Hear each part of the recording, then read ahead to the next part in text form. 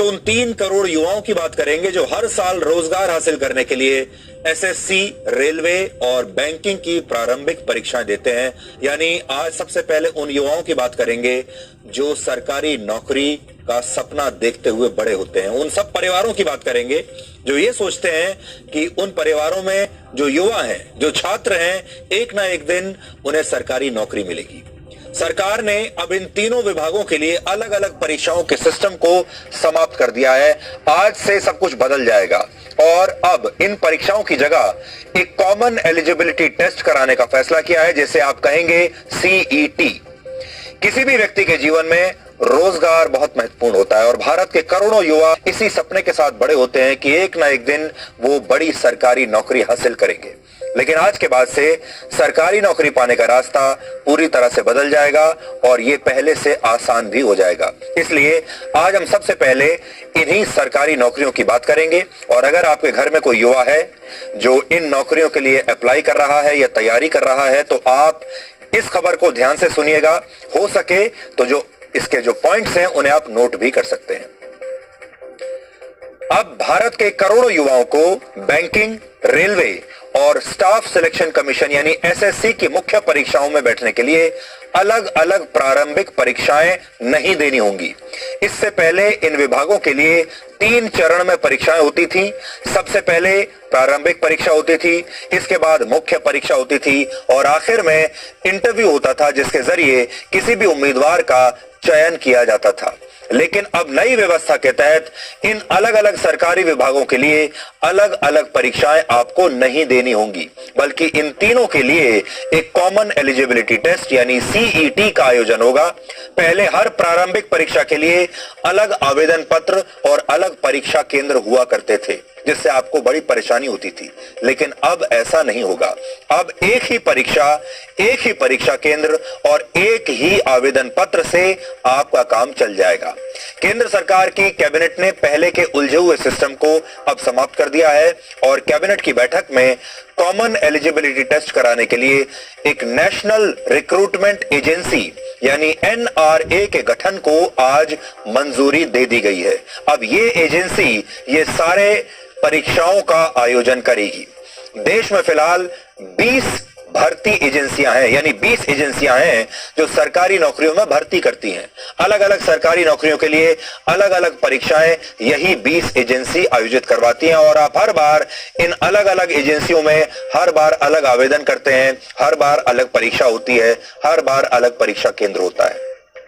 लेकिन अब ये जो नई एजेंसी है जिसका नाम है एनआरए के गठन के बाद वर्ष 2021 से यानी अगले साल से बैंकिंग, रेलवे और एसएससी के मुख्य परीक्षा में चयन के लिए आपको एक ही परीक्षा पास करनी होगी। बाकी विभागों की परीक्षाओं को भी जल्द ही कॉमन एलिजिबिलिटी टेस्ट यानी इस सीईटी के दायरे में लाने की तैयारी भी की जा रही है। इससे फायदा यह होगा कि सीईटी की परीक्षा पास करने के बाद उम्मीदवार यह फैसला कर सकता है कि उसे सबसे पहले बैंकिंग की मुख्य परीक्षा देनी है या फिर रेलवे की देनी है या फिर एसएससी की मुख्य परीक्षा देनी है। सीईटी में हासिल किए गए अंकों यानी मार्क्स की वैधता 3 साल तक रहेगी। यानी अगर कोई युवा चाहे तो इन्हीं नंबरों के आधार पर पहले साल रेलवे की परीक्षा दे सकता है, दूसरे साल बैंकिंग की और तीसरे साल एसएससी की परीक्षा दे सकता है। ये हम आपको आज उदाहरण के जरिए समझा रहे हैं ताकि आपको और अच्छे से समझ में आ जाए। 3 वर्षों के दौरान ये परीक्षाएं देने का क्रम कुछ भी हो सकता है और ये उम्मीदवार की इच्छा पर निर्भर करेगा कि वो पहले कौन सी मुख्य परीक्षा देना चाहता है। सरकार की कोशिश है कि आने वाले समय में सरकारी नौकरियों के लिए बाकी की प्रवेश परीक्षाएं भी कॉमन एलिजिबिलिटी टेस्ट के माध्यम से ही आयोजित कराई जाएं। नेशनल रिक्रूटमेंट एजेंसी अभी 1 वर्ष में 2 बार सीईटी का आयोजन करेगी। 2 बार दे सकते हैं आप इस परीक्षा को। इस परीक्षा में ऑब्जेक्टिव सवालों वाले प्रश्न पत्र होंगे और इन परीक्षाओं में अभी तक केवल 2 भाषाओं में ही प्रश्न पूछे जाते थे और ये भाषाएं आमतौर पर हिंदी और अंग्रेजी हुआ करती थी। लेकिन अब छात्रों को 12 अलग अलग भाषाओं में प्रश्न पत्र हल करने का विकल्प दिया गया है भविष्य में इन परीक्षाओं का आयोजन भारत की सभी 22 आधिकारिक भाषाओं में कराया जाएगा, यानी उम्मीदवार जल्द ही अपनी क्षेत्रीय भाषा में भी इन परीक्षाओं को दे पाएंगे। सूचना और प्रसारण मंत्री प्रकाश जावड़ेकर ने भारत सरकार के इस फैसले की जानकारी आज जब दी और उन्होंने इस कदम को युवाओं के लिए बहुत फायदेमंद बताया। उन्होंने कहा कि अब एक परीक्षा होने से उम्मीदवारों की कई परीक्षा देने वाली परेशानी हमेशा के लिए खत्म हो जाएगी। जो युवा होते हैं उनको बहुत परीक्षाएं देनी पड़ती है और उनको लगभग 20 रिक्रूटमेंट एजेंसीज है, तो कोई 4-5 में अगर परीक्षाएं देता है तो उतनी परीक्षा उतनी जगह जाना, ये सब समाप्त करने के लिए एक ऐतिहासिक फैसले में नेशनल रिक्रूटमेंट एजेंसी, राष्ट्रीय भर्ती संस्था, ये परीक्षा लेने वाली कॉमन एलिजिबिलिटी टेस्ट। लेकिन मैं इतना ही कहूंगा कि ये मांग थी पूरे युवा पीढ़ी के सालों से, लेकिन नहीं हो रहा था। लेकिन इस एक निर्णय से नेशनल रिक्रूटमेंट एजेंसी से एक परीक्षा, उससे उनकी तकलीफ भी दूर होगी, उनका पैसा भी बचेगा और मानसिक स्वास्थ्य भी ठीक रहेगा। बहुत दौड़ धूप नहीं होगी और एक ही परीक्षा से उनको आगे जाने का मौका मिलेगा। अब उम्मीदवारों को सबसे बड़ा फायदा यह होगा कि 3 प्रारंभिक परीक्षाओं के लिए एक ही आवेदन करना होगा, एक ही बार आपको एग्जामिनेशन फीस यानी शुल्क देनी होगी और एक ही बार इस परीक्षा में बैठना होगा। बार बार अलग अलग परीक्षाओं में बैठने की आवश्यकता अब नहीं है, यानी इससे पैसा बचेगा, समय बचेगा और अलग अलग परीक्षाओं के तनाव से भी आपको छुटकारा मिल जाएगा। अब आप इस पूरी खबर को सवाल और जवाब के आसान रूप में समझने की कोशिश कीजिए। आपके मन में पहला सवाल यही आएगा कि आखिर सीईटी यानी कॉमन एलिजिबिलिटी टेस्ट क्या होता है। इसका जवाब यह है कि यह केंद्र सरकार से जुड़ी नौकरियों के लिए ऑनलाइन आयोजित होने वाली प्रारंभिक परीक्षा है, जिसे कॉमन एलिजिबिलिटी टेस्ट का नाम दिया गया है। दूसरा सवाल आपके मन में होगा, ये परीक्षाएं कौन कौन लोग दे सकते हैं। ऑनलाइन होने वाली इस परीक्षा में ग्रेजुएशन, 12वीं और 10वीं की परीक्षा पास कर चुके छात्र हिस्सा ले सकते हैं, लेकिन क्योंकि ये परीक्षा अलग अलग पदों के लिए आयोजित होंगी, इसलिए पदों के हिसाब से ही अलग अलग प्रश्न पत्र तैयार किए जाएंगे। तीसरा सवाल आपके मन में यह होगा कि सीईटी के माध्यम से किन किन विभागों में नौकरियां, सरकारी नौकरियां मिल सकती हैं। फिलहाल 3 तरह की नौकरी आपको मिल सकती हैं। स्टाफ सिलेक्शन कमीशन यानी एसएससी, रेलवे और बैंकिंग के लिए ये कॉमन एलिजिबिलिटी टेस्ट आयोजित होगा, लेकिन इस बात का आप ध्यान रखें कि सिर्फ प्रारंभिक परीक्षा है ये। इसके पास करने के बाद आपको इन सभी विभागों की मुख्य परीक्षाओं को भी पास करना होगा और ये परीक्षाएं अलग अलग होंगी और इंटरव्यू भी आपको क्लियर करना होगा, तभी आपकी नियुक्ति किसी पद पर हो सकती है। चौथा सवाल यह है कि ये जो सीईटी नाम का टेस्ट है, इसका फायदा क्या है।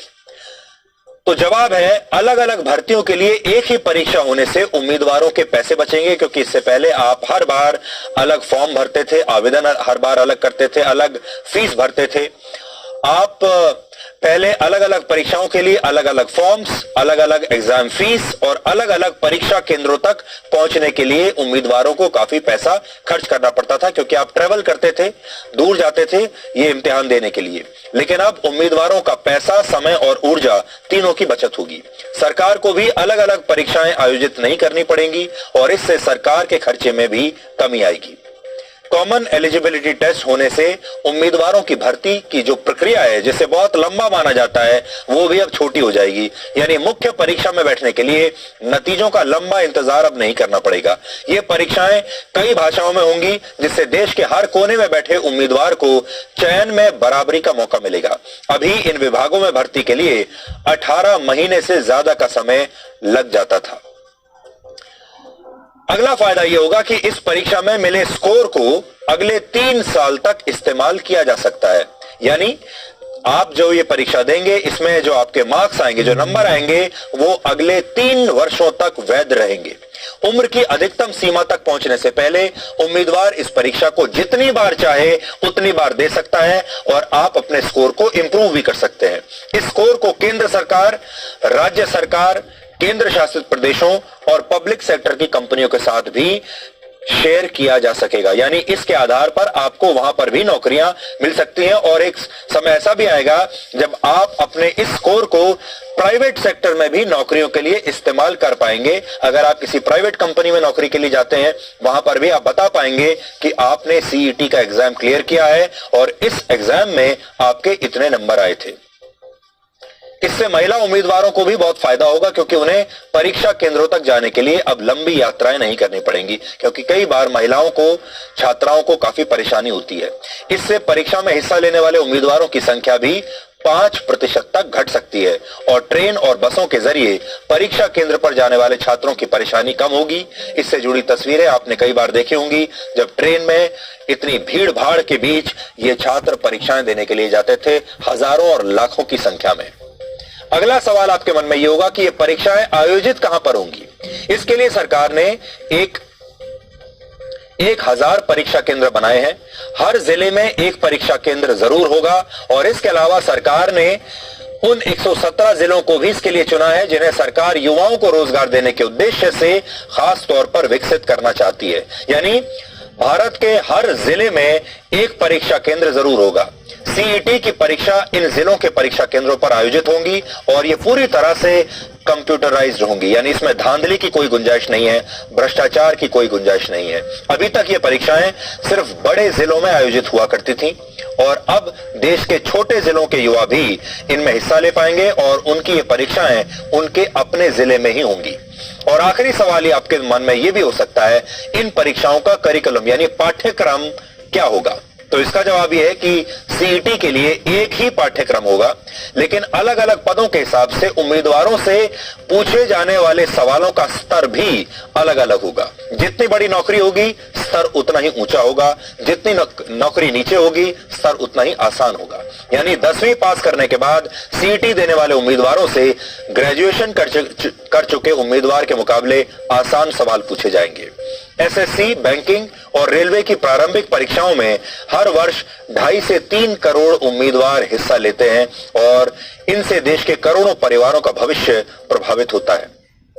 इसलिए आज हमने राजनीति और अंतर्राष्ट्रीय कूटनीति की खबरें दिखाने से पहले आपको इस खबर के बारे में बताया, क्योंकि हमारा ये मानना है सबसे बड़ी खबर वही होती है जो आपको और आपके परिवार को और आपके जीवन को सबसे ज्यादा प्रभावित करती है। और हम जानते हैं भारत का जो मिडिल क्लास है, भारत का जो लोअर मिडिल क्लास है, हर मध्यम वर्गीय परिवार में बच्चों को यही कहकर बड़ा किया जाता है, यही कहकर पढ़ाया जाता है कि एक दिन वो किसी बड़े सरकारी पद पर पहुंच जाएंगे, एक दिन वो सरकारी नौकरी करेंगे। हर छात्र का, हर माँ बाप का यही सपना होता है। तो आज उस सपने को पूरा करने की दिशा